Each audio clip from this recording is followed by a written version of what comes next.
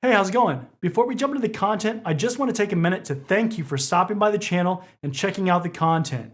If you like this content and you want to support more content like it, then make sure to subscribe to the channel and like this video. You can also check out the YouTube membership program and cybertrainingpro.com, where I put practice exams and other things that I couldn't put on YouTube.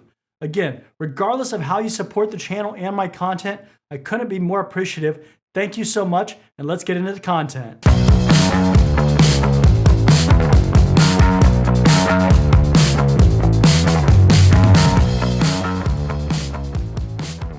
In this section, we're going to talk all about cryptography. From a high level, let's briefly mention some key terms that you need to know, and then we'll dive deeper. The first term is integrity, which guarantees that data hasn't been modified by unauthorized individuals or systems.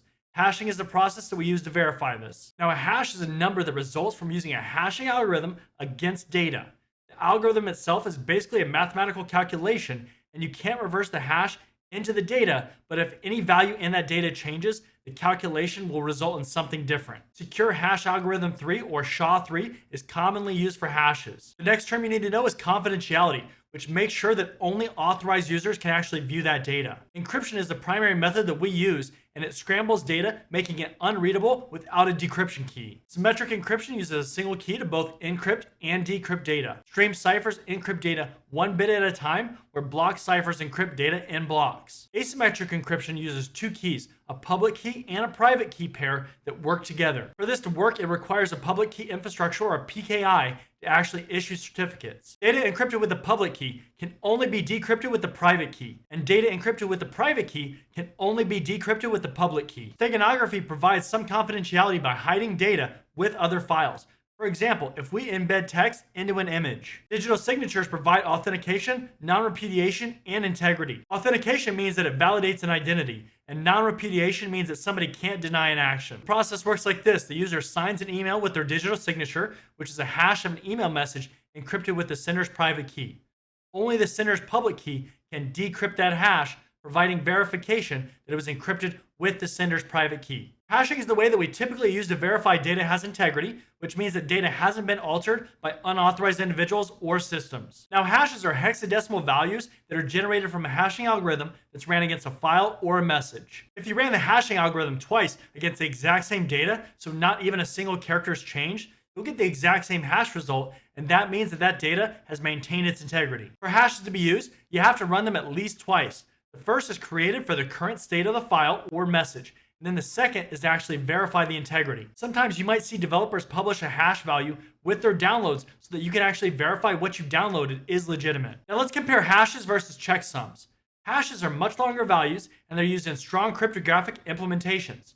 Checksums, on the other hand, are typically a small piece of data, sometimes 1 or 2 bits, that are used to quickly identify the integrity of the data. Let's shift gears and talk about some of the hashing algorithms that you need to know, not only for your certification exam, but for your career. MD5 is a common algorithm that makes 120-bit hashes. Typically, we'll see the value displayed in hexadecimal format, so numbers 0 through 9 and letters A through F. MD5 was first released in 1992, but with the increase in computer power, we started seeing vulnerabilities start popping up around 2004. You might still see MD5 used as a checksum comparison today for downloading files from developers or other uses. Secure Hash Algorithms, or SHA, is a group of hashing algorithms ranging from SHA-0 to SHA-3. Just to compare the different types for you, SHA-0 isn't used by anything. SHA-1 is an updated version that creates 160-bit hashes. Unfortunately, SHA-1 has vulnerabilities, and it isn't recommended for use. SHA-2 improved on SHA-1, and it has 4 versions. SHA-256 and SHA-512 are similar, which create either a 256-bit or a 512-bit hash. We then have SHA-224, which creates a 224-bit hash that's truncated down or shortened down from 256. Also have SHA-384, which creates a 384-bit hash, which is truncated down or shortened down from 512. SHA-3 is an alternative to SHA-2, providing the same hash capabilities, but SHA-3 wasn't created by the NSA like SHA-1 and SHA-2 were. Just like MD5, we can use SHA to verify the integrity of data. Hash-based message authentication code, or HMAC, is a fixed length string of bits, but it also uses a shared secret key that only the sender and the receiver know. Let's real quick break down the process if one server was sending a message to another. First of all, server 1 creates a hash with MD5. Then server 1 also creates an additional calculation using the secret key.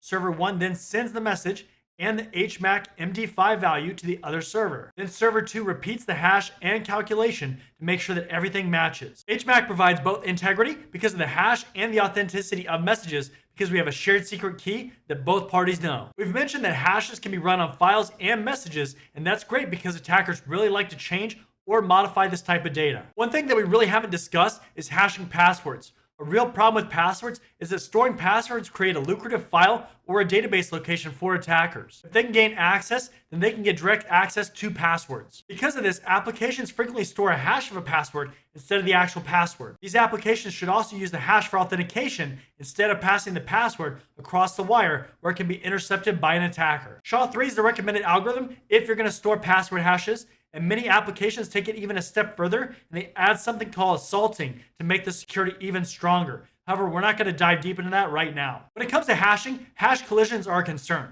Basically, a collision is when two values create an identical hash value.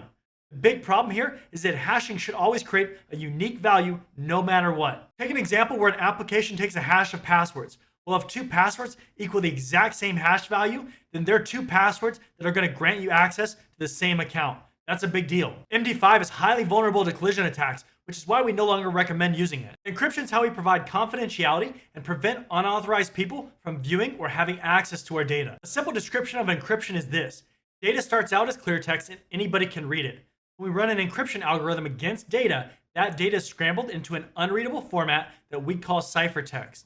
That means that if attackers intercept our data, they won't really be able to read what it says, and they'll just see a bunch of gibberish. If we didn't use encryption, then an attacker could intercept the data and read whatever it says because, again, it's in clear text. When we talk about encryption, there are three states that we need to consider.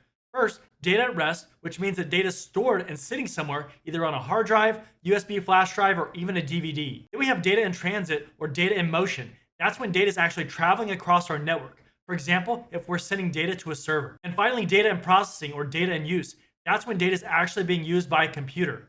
If a system needs to use data and it's currently encrypted, it's going to decrypt that data first and then be able to use it. Now we're going to shift gears and talk about the two main types of encryption, which are symmetric encryption and asymmetric encryption. Symmetric encryption or secret key encryption use the same key to both encrypt and decrypt data. ROT13 or rotate 13 is a very common symmetric encryption cipher that uses a substitution algorithm. Basically, if you take the alphabet and you rotate 13 places, you'll have your starting point for your key. Symmetric encryption uses either block ciphers or stream ciphers in its operation. Block ciphers encrypt data in specific size blocks like 64 bits, so basically chunks of data. Stream ciphers, on the other hand, encrypt data as streams of bits or bytes, which is much better if the data size is unknown or if data is being sent in a continuous stream like video streaming. With stream ciphers, you have to avoid using the same encryption keys because if you do reuse them, it's going to be easier to crack. Let's go ahead and start talking about some of the common symmetric algorithms that you need to know. Advanced Encryption Standard, or AES, is a symmetric block cipher that encrypts data in 128-bit blocks. The key sizes can be 128 bits, 192 bits, or 256 bits. And if you write it all out in binary, then you'll actually see the amount of bits that are required for it. Basically, more bits means stronger protection. Some of the benefits of AES are that it's fast, it's efficient because it uses less resources, and it's a very strong encryption standard. Triple DES is a symmetric block cipher that improves on the weaknesses of regular DES or data encryption standard. Basically, triple DES or 3DES runs the DES algorithm 3 different times, encrypting data in 64-bit blocks. The key sizes for triple DES include 56 bits, 112 bits, and 168 bits. Blowfish is a symmetric block cipher that encrypts data in 64-bit blocks and supports key sizes between 32 and 448 bits. Bruce Schneier, a well-known IT security professional, designed Blowfish as a replacement for DES. Twofish is related to Blowfish, but it encrypts data in 128-bit blocks. It also supports 128, 192, and 256-bit keys. Asymmetric encryption uses 2 different keys, a public key and a private key to encrypt and decrypt data. Some of the key takeaways with asymmetric encryption are if you encrypt data with a public key, then only the matching private key can actually decrypt that data. Here you can't necessarily confirm who sent that data, but we know that only the intended recipient actually gets that data. If you encrypt data with a private key, only the matching public key can decrypt that data. Here we can verify that indeed a specific person encrypted the data with their private key. Private keys should be heavily protected and never shared. However, public keys can be freely distributed. It's almost a guarantee on a certification exam about asymmetric encryption that you'll be asked something regarding these points. I want you to think about what we just talked about with asymmetric encryption and look at the diagram here on the screen, and it'll make a lot of sense compared to symmetric encryption. Asymmetric encryption typically requires more resources to operate. However, a very good resource for it is to exchange or share a symmetric key. Certificates are a key element of asymmetric encryption, and they include the public key and information on the owner of the certificate. Certificates are also used for authentication and digital signatures. ECC, or elliptic curve cryptography, uses a mathematical equation to formulate an elliptical curve. Then points are put on the graph to create the keys. ECC keys are much smaller when compared to non-ECC keys, and they take less processing power. Quantum cryptography uses quantum mechanical properties to perform cryptographic tasks. Basically, the idea is that quantum computers have extreme amounts of power, and that power can be used in cryptography. If you have the funds, which most probably don't, post-quantum cryptography involves algorithms that are likely resistant to attacks using a quantum computer. Homomorphic encryption allows data to remain encrypted while it's being processed. That means that we can manipulate or change data without seeing the encrypted contents. You also need to know about authenticated encryption modes, which ensure the confidentiality of data and the authenticity of the data. The two modes that you need to know are counter or CTO mode, which allows block ciphers to function as stream ciphers, and then unauthenticated mode, which provides confidentiality but not authenticity. Steganography means to hide data inside of other data.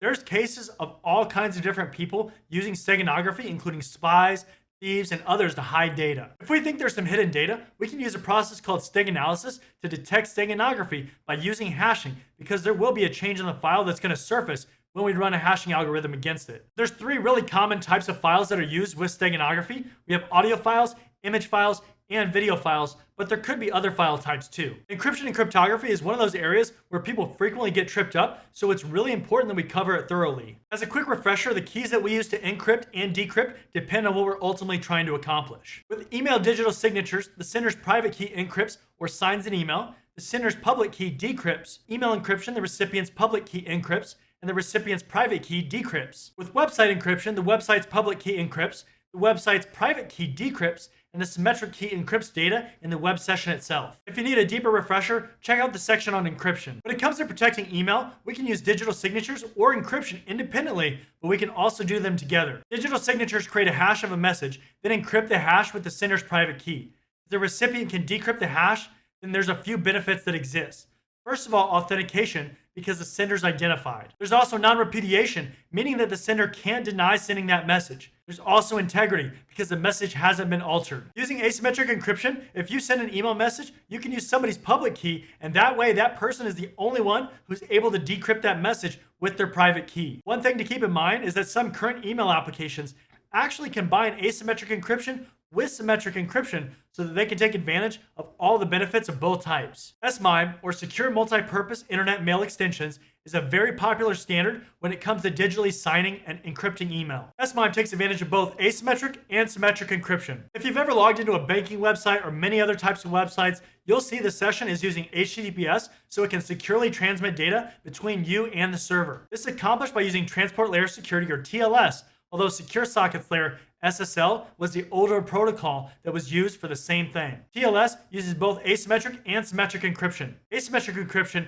is used to securely share the symmetric key, and symmetric encryption is used to encrypt the session data. A security issue with HTTPS is called a downgrade attack. This is where a server might support both TLS and SSL, and an attacker is able to configure their system to not support TLS, which downgrades the security and introduces the vulnerabilities in the SSL connection. A well-known attack related to SSL is called a poodle attack, or padding oracle on downgraded legacy encryption attack. Basically, SSL should be disabled and not used on your systems so that it can't happen. Blockchain is a technology that you might have heard about in the news. Basically, the idea is that the network is distributed and decentralized so that although transactions are tracked, specifics about individuals aren't included. Bitcoin's a popular example that runs on blockchain, but don't worry, you don't have to know about this in depth for your exam. When it comes to cryptography and encryption, you need to know about the limitations that exist. First of all, resources versus security constraints, meaning that we could encrypt a lot of different data, but it's expensive to have enough computing resources and to constantly be encrypting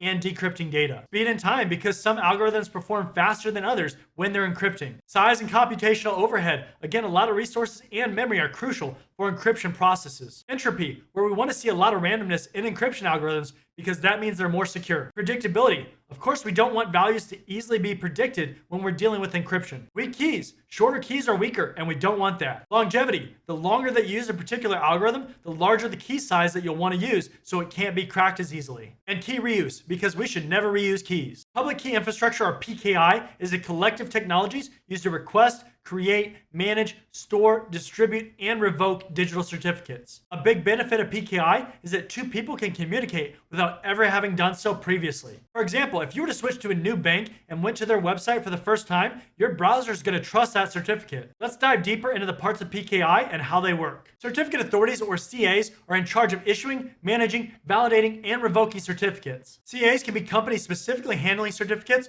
or you can even run CAs on your internal network. Typically, if you're going to go through a CA company, you'll have to identify yourself and prove who you are, just like when you're getting a driver's license. CAs are trusted by putting their root certificate, which is the first one that they create, into a trusted root CA store. After that, all certificates issued by that CA are trusted. If the CA is large enough, they might have intermediate CAs and then even child CAs who issue certificates to devices or end users. You might also see something called certificate chaining, which combines all the certificates from the root CA down to the certificate issued to the end user. There's several ways to get a certificate for a website. One of the most common is to complete a special form or certificate signing request, a CSR, and send it to a CA. The CA then validates your identity, and then they'll approve the request. Larger organizations can use a registration authority, RA, to help get registered. After registration, certificates don't last forever, and they either need to be updated when they expire and they're no longer valid, or if a certificate is compromised, the CA can actually revoke it. CAs use something called a CRL, or a certificate revocation list, to revoke a certificate. And you can find this information in the properties of a certificate. Some key things that you need to be aware of when you're dealing with certificates on a website are: is the certificate expired? Is the certificate trusted or not? And is the certificate revoked? Web browsers today are really good about notifying users of any issues with the website or certificate. You can also use something called the Online Certificate Status Protocol, the OCSP, to query the CA with the serial number of the certificate, which then will respond back with either good, revoked, or unknown, with unknown meaning that it could be a forged certificate. Public key pinning is a security mechanism designed to prevent attackers from impersonating a website using fraudulent certificates. This deals with response headers from the server where the client can create a hash and recalculate that to make sure that they're connected to the same server. Key escrow is the process of placing a copy of a private key in a safe environment. With critical data, you should always create a key escrow. Some organizations will use a third party to store their escrowed key.